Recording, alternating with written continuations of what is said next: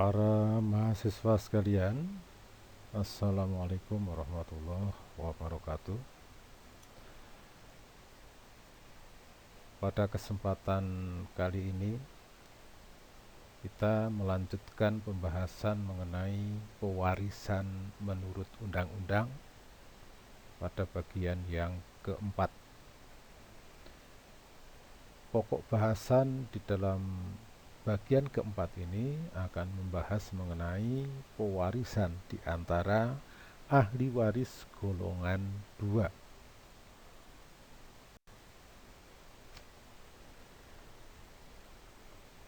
Sekarang kita bicarakan siapa ahli waris golongan 2. Ahli waris golongan 2 terdiri dari orang tua dan saudara pewaris, baik saudara kandung ataupun saudara tiri. Sekali lagi, ahli waris golongan 2 terdiri dari orang tua dan saudara, meliputi saudara kandung dan saudara tiri. Kata saudara dalam hal ini meliputi pula para keturunan saudara. Ahli waris golongan 2 baru mewaris apabila pewaris tidak meninggalkan ahli waris golongan 1. Sesuai dengan prinsip golongan yang lebih dekat menutup golongan yang lebih jauh. Kalau ada ahli waris golongan 1, maka ahli waris golongan 2 tidak mewaris. Dengan kata lain, ahli waris golongan 2 baru mewaris apabila pewaris tidak meninggalkan ahli waris golongan 1. Maka pasal-pasal yang membahas mengenai pewarisan golongan 2 selalu dimulai dari kata-kata apabila ada seorang yang meninggal dunia tidak meninggalkan anak maupun istri dan suami. Ini menunjukkan bahwa pewaris tidak meninggalkan ahli waris golongan 1. Yang dimaksud dengan saudara kandung adalah saudara yang seayah dan seibu. Ayah dan ibunya sama dengan pewaris. Nanti di dalam pembagian warisannya, para saudara kandung akan mendapatkan pembagian dari 2 garis, garis ayah dan garis ibu. Ini terjadi kalau di samping saudara kandung ada saudara tiri. Sedangkan yang namanya saudara tiri adalah saudara yang hanya seayah atau saudara seibu saja. Hanya salah satu orang tua yang sama dengan pewaris. Dalam pewarisan, saudara tiri hanya akan mendapatkan bagian dalam garis di mana dia berada, dalam garis ayah saja atau dalam garis ibu saja, atau mereka hanya mewaris dari satu garis. Ketentuan pewarisan golongan 2 diatur mulai pasal 854 sampai pasal 861. Kita bicarakan dulu ketentuan pasal 854. Ini terdiri dari 2 ayat. Dikatakan di sini, apabila ada seseorang meninggal dunia, seorang pewaris meninggal dunia tidak meninggalkan keturunan maupun suami atau istri, sedangkan bapak dan ibunya masih hidup. Bapak dan ibunya pewaris masih hidup. Kita misalkan dalam contoh pertama, P meninggal dunia, tidak meninggalkan anak, tidak meninggalkan istri, dan bapak ibunya A dan B masih hidup. Maka masing-masing mereka mendapat 1/3 dari warisan. Jika si meninggal hanya meninggalkan seorang saudara laki atau perempuan, yang mana mendapatkan 1/3 selebihnya. Dalam contoh gambar, yang sesuai dengan pasal 854 ayat 1. Ada seorang P pewaris meninggal dunia, tidak meninggalkan anak dan istri, kedua orang tuanya masih hidup AB, dan meninggalkan satu orang saudara yaitu C. Dalam hal seperti ini, kedua orang tua A dan B masing-masing mendapatkan bagian sepertiga bagian, sedangkan saudara yaitu C mendapatkan bagian sepertiga selebihnya.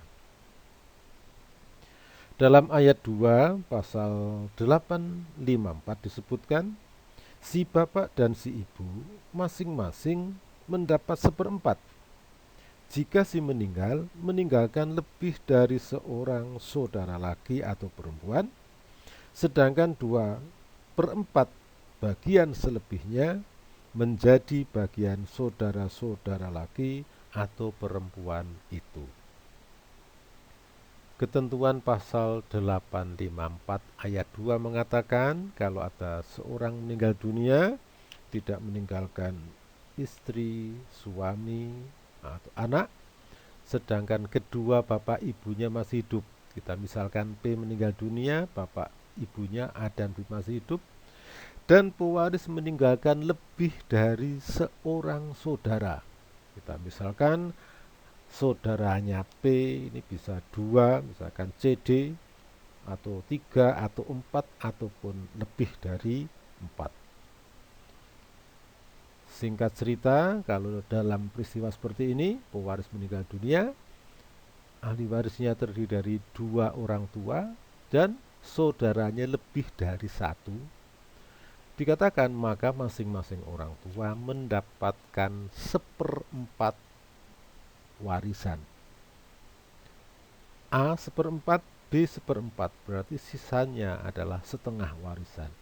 Yang setengah warisan ini dibagi di antara para saudara pewaris. Ini ketentuan pasal 854 ayat 1 dan ayat 2. Selanjutnya kita lihat ketentuan pasal 855. Dalam pasal 855 disebutkan apabila seorang meninggal dunia dengan tak meninggalkan keturunan maupun suami atau istri, maka pewaris tidak meninggalkan ahli waris golongan 1. Sedangkan bapak atau ibunya telah meninggal terlebih dahulu, salah satu orang tuanya sudah meninggal. Kita misalkan dalam contoh ini, bapaknya P telah meninggal, A telah meninggal. Maka si ibu atau si bapak yang hidup terlama mendapat setengah dari warisan jika si meninggal hanya meninggalkan seorang saudara perempuan atau laki.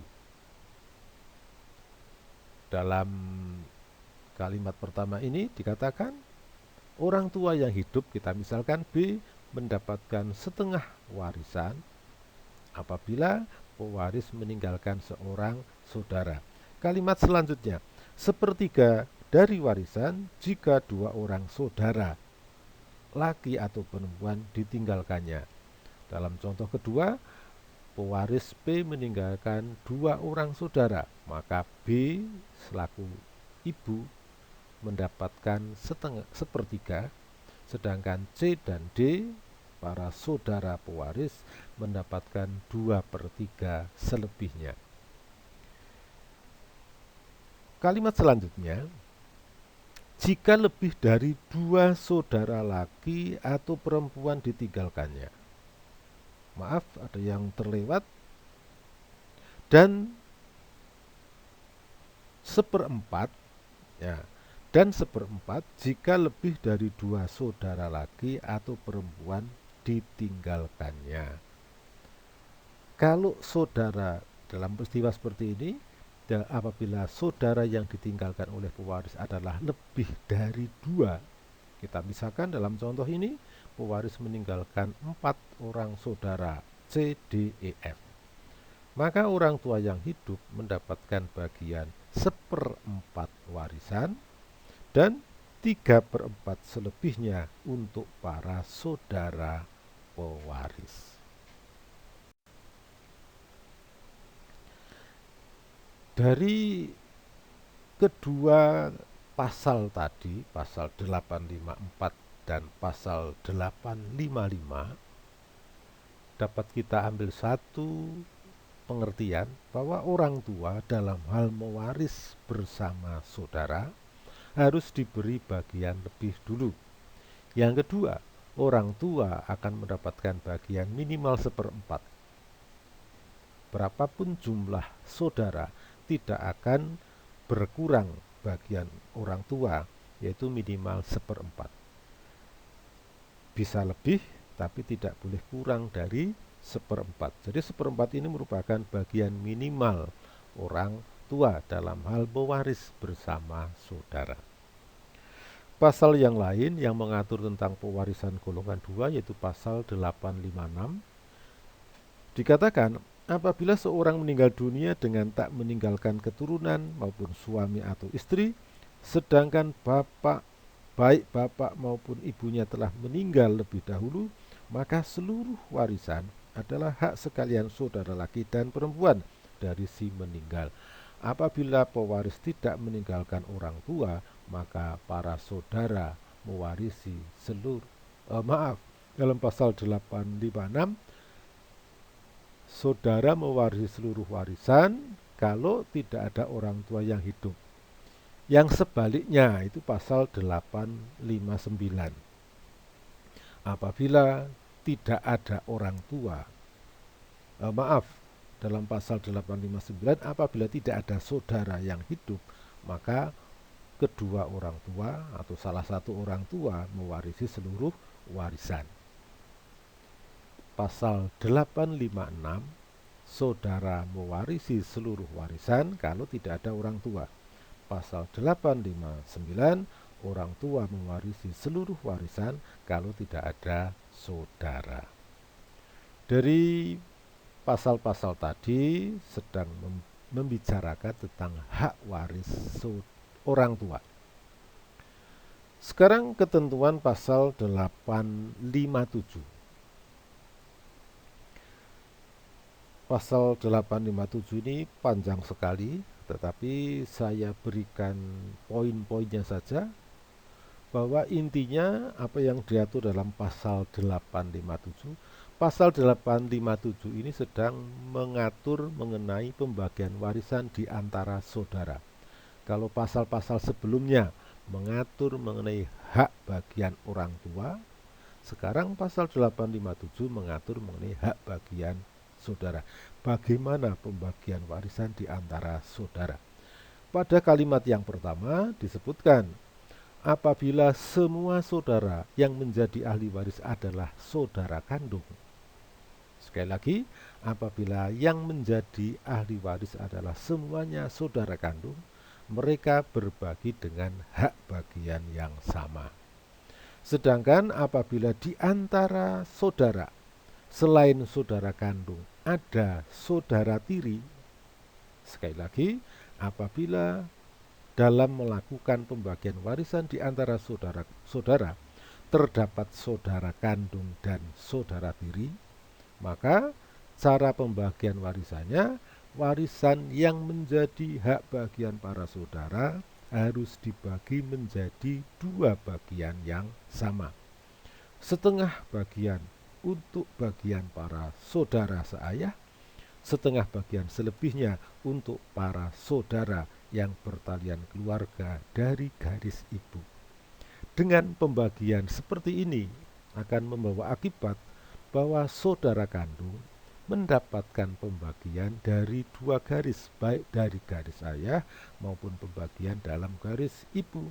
Sedangkan saudara tiri hanya akan mendapatkan pembagian dalam garis di mana dia berada, yaitu dari garis ayah saja atau dari garis ibu saja. Ini pembagian warisan di antara saudara pewaris, di mana ada saudara kandung dan ada saudara tiri.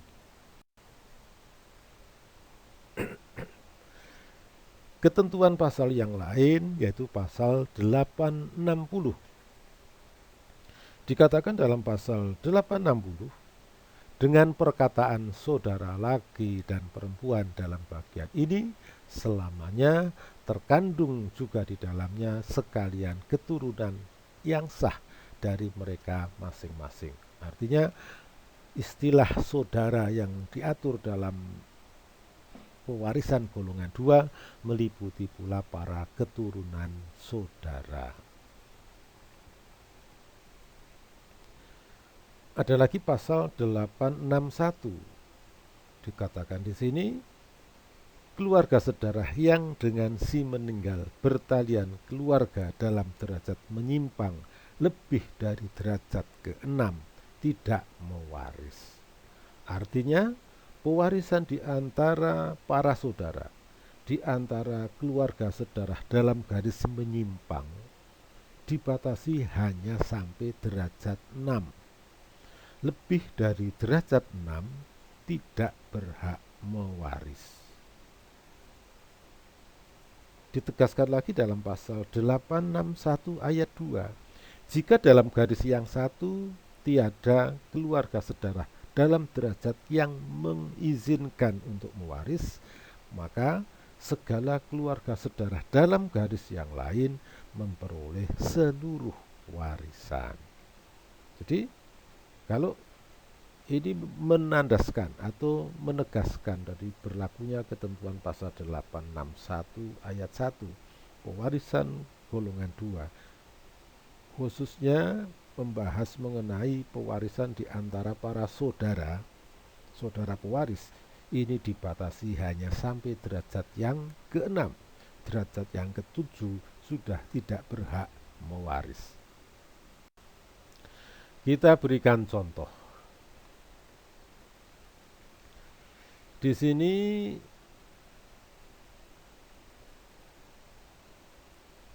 C selaku pewaris. C selaku pewaris.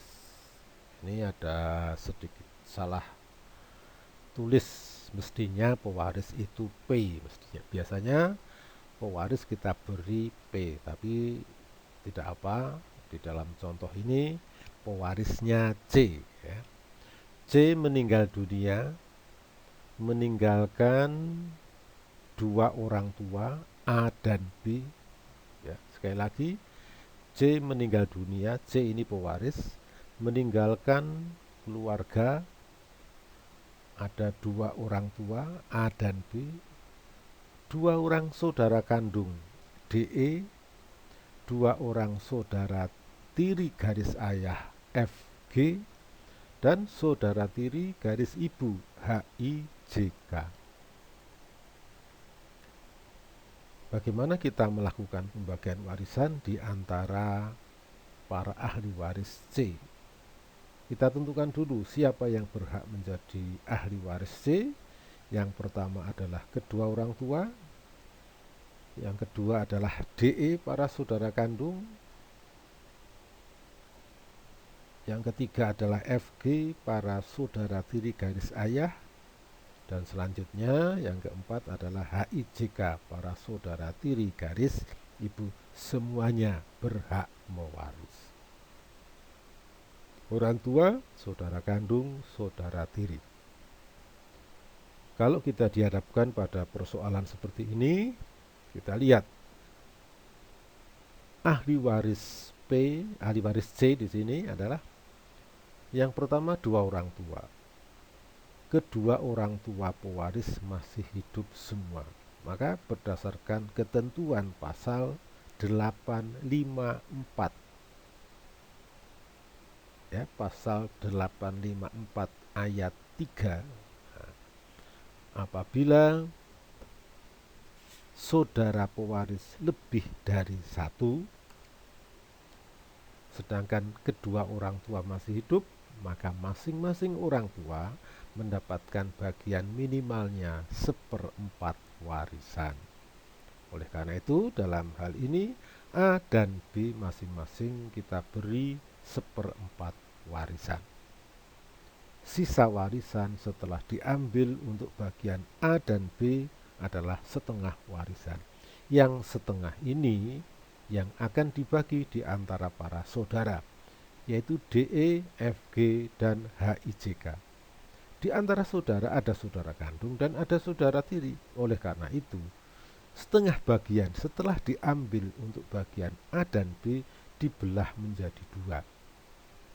Setengah tadi dibelah menjadi 2, maka akan ketemu masing-masing seperempat. Seperempat untuk keluarga garis ayah, seperempat selebihnya untuk para keluarga atau para saudara dari garis ibu. Setelah warisan dibelah menjadi 2, lalu dicarilah para saudara yang bertalian keluarga seayah. Para saudara C yang seayah itu siapa saja? Tidak lain adalah DE dan FG. Ada 4 orang ahli waris. Berarti dalam pembagian dalam garis ayah, seperempat dibagi 4, masing-masing 1/16. Sedangkan pembagian warisan di antara saudara yang bertalian keluarga dari garis ibu terdapat DE dan HIJK. Ini ibunya sama. Terdapat 6 ahli waris. Sehingga masing-masing berbagi 1/6 kali 1/4 atau masing-masing 1/24. Kita lihat di dalam pembagian seperti ini, saudara kandung yaitu D dan E menerima warisan dari kedua garis. Dalam pembagian warisan garis ayah, DE mendapatkan 1/16 dan dalam pembagian warisan dalam garis ibu mendapatkan 1/24. Oleh karena itu, secara keseluruhan DE mendapatkan bagian 1/16 ditambah 1/24.